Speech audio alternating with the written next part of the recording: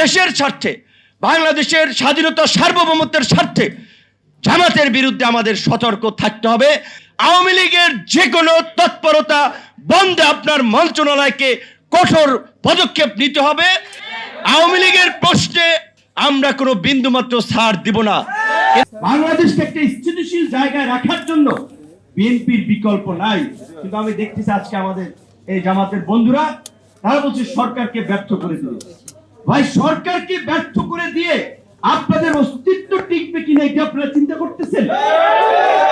আপনাদের কাছে মনে করছেন বিভিন্ন অ্যাম্বাসেডররা জামাতের আমিরের অফিসে যাচ্ছে 5ই আগস্টের পূর্বে আপনাদের সাথে কিন্তু প্রকাশ্যে কেউ মিটিংও করে নাই, মনে রাখেন। কাজী ওইটা ওই বানরের গল্পের মতো এখন এই যে মাথার উপরে ঘাড়ের উপরে উঠাইবে আবার ধাপ করে একটা ফালাই দেবে। কি ফালাই দেবে? ওই যে বলেছিলাম যেই বিদেশি গোষ্ঠী আন্দোলনের শেষ দিকে lily whip shea mystic glowing body wash, secret to ultimate glow নিয়ন্ত্রণ নেওয়ার জন্য চেষ্টা করেছে জামাতের মাধ্যমে। এইখানে একটা উগ্রপন্থার উত্থান হচ্ছে, এটা দেখিয়ে সামনে একটা রাজনৈতিক সংকট তৈরি করতে চাবে। কাজী আমি এই জুলাইয়ের গণ অভ্যুত্থান অংশীদার ছাত্র যুবক তরুণদেরকে আমি বলবো, দেশের স্বার্থে, বাংলাদেশের স্বাধীনতা সার্বভৌমত্বের স্বার্থে জামাতের বিরুদ্ধে আমাদের সতর্ক থাকতে হবে। জামাতের ষড়যন্ত্রের বিরুদ্ধে আমাদের সতর্ক থাকতে হবে। আজকে তারা সরকারকে ফেলে দিতে চায় বাইরে বক্তব্য দেয়, অথচ ভিতরে কিন্তু কাম অ্যান্ড কুল পজিটিভলি আলোচনা করে বাইরে উল্টাপাল্টা বক্তব্য দিয়ে একটা বিভ্রান্ত করে মানুষকে একটু উত্তেজিত করছে। ফায়দা কি হচ্ছে? এখানে আওয়ামী লীগকে এর মধ্যে আরো বিভাজন তৈরি করতে জায়গা করে দেওয়া হচ্ছে।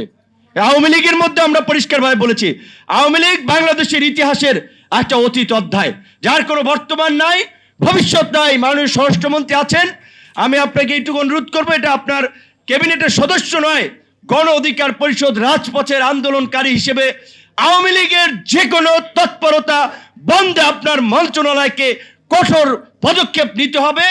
আপনি আপনার মন্ত্রণালয়কে নির্দেশ দিবেন, জনগণ আপনার সাথে থাকবে।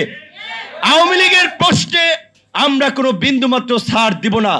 কিন্তু আজকে ওই বিপ্লবী বন্ধুরা তলে তলে তারা দেখেন মিটিং করে বন্যার ত্রাণ দিতে যায়, আওয়ামী লীগের নেতাদের বাসায় গিয়ে খায়। তো এইটা কি বিপ্লবের চেতনা? এটা বিপ্লবের চেতনা না।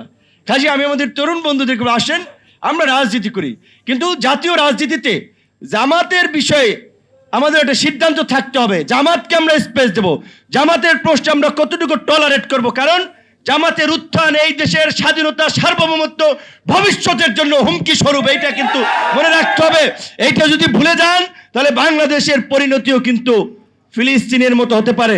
ভেনেজুয়েলার প্রেসিডেন্টকে যেভাবে তুলে নিয়ে গেছে, আমি ওই লাইনে বলতে চাই না, শুধুমাত্র যারা শিক্ষিত মানুষ তাদেরকে এক ইশারা ইঙ্গিতে বুঝবেন। তুলে নিয়ে গেছে, কে তুলে নিয়ে গেছে? বিশ্ব মাতব্বর আমেরিকা। ঘটনা ঘটছে, যাই হোক, যাই ঘটছে, জামাতের যদি এখানে উত্থান হয় বাংলাদেশে আগামীতে এই ধরনের অস্বাভাবিক পরিস্থিতি দেখবেন। কাজেই জামাতের বিষয়ে আপনারা সচেতন থাকেন, এইটি আমার আহ্বান। ধন্যবাদ।